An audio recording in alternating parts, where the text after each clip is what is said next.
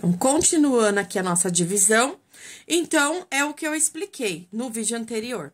Se eu tenho um número inteiro e um decimal, não importa. Se eu tenho um decimal, eu transformo ele inteiro para dividir, vejo qual a base, né? Uma vírgula, uma casa depois da vírgula, base 10. Duas casas, base 100. Três casas, base 1000. E aí por diante. E eu multiplico os dois lados, independente do que tiver, tá? Se eu tenho dois números decimal e um deles tem a maior casa, quantidade de zero, eu vou multiplicar os dois pela maior casa, tá? Mas e aí quando eu tenho expressão numérica com número decimal? Porque agora vai juntar tudo. Bom, lembra a multiplicação? Coloquei um exemplozinho aqui já pronto para vocês só dar uma lembrada. Faça a multiplicação normal, tá? Depois eu conto quantas casas depois da vírgula na primeira parcela? Duas casas. Quantas casas depois da vírgula na segunda? Uma casa. Soma, e aí vai contar uma, duas, três, põe a vírgula, certo? A regra de expressão numérica é a mesma que a gente já conhece. Se eu tenho de tudo, divisão, multiplicação, depois soma e subtração. Se eu tenho parênteses, chaves e colchetes, eu vou nessa regra, tá? Potência, raiz quadrada, vou respeitar a mesma regra. Se eu olhar aqui, eu não tenho nem parênteses, nem chaves, nem colchete, nem raiz, nem potência. Mas eu tenho uma multiplicação. Então, essa multiplicação eu tenho que fazer primeiro, tá? Então, eu tenho aqui 23 mais. Bom, 0,21 vezes 2. Faça a multiplicação normal. 2 vezes 1, 2. 2 vezes 2, 4. 2 vezes 0, 0. Aqui, quantas casas depois da vírgula? 2. Aqui, nenhuma, porque não é um número decimal. Então, eu vou pular quanto? 2 casas. 1, 2 casas, vírgula. Então, número inteiro com decimal eu posso somar. Então, eu tenho 23 mais... O que vem antes da vírgula é a unidade, que é a parte inteira. Então, 0,42. Aqui é como se fosse vírgula 00. Como se eu tivesse R$23 mais 42 centavos. 2 mais 0, 2. 4 mais 0, 4. 0 mais 3, 3 e 2. Então, aqui deu R$23,42, certo? Bom, aí eu trouxe mais dois exemplos. Vamos voltar aqui.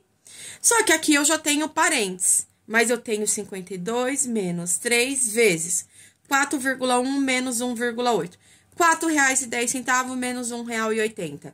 Então, eu tenho 52 menos 3, que multiplica.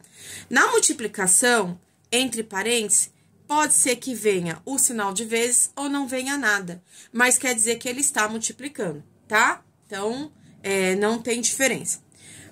4,1 menos 1,8, posso montar aqui do lado e fazer menos 1,8? Pode, gente, não tem problema, ó. O 1 é menor que 8, então eu vou pegar emprestado, vai ficar 11. 8, 9, 10, 11. Então, falta 3. Vírgula embaixo de vírgula, 1 para chegar no 3, 2. Então, deu 2,3. Agora, eu vou fazer 3 vezes 2,3. Então, ficou 52 menos 2,3 vezes 3. 3 vezes 3, 9. 3 vezes 2, 6. Quantas casas aqui depois da vírgula? Uma. E aqui, nenhuma. Então, eu vou pular uma casa. Uma casa, vírgula. R$6,90. Bom, eu tenho 52 inteiro e tenho que tirar R$6,90. Se eu fizer a subtração... fazer aqui do lado, tá? Então, R$52 menos R$6,90. Então, aqui, ó, 9 para 0, eu tenho que pedir emprestado, vai dar 1. O 6 para 1 não vai, tem que pôr 4. 6 para chegar no 11, 5. E aqui dá 4. Então, eu tenho R$45,10. Então, eu fiz a subtração. 45,10. Bom, e quando eu tenho fração? fração. É a mesma coisa. Só que aí eu vou analisar o meu exercício. A fração dele.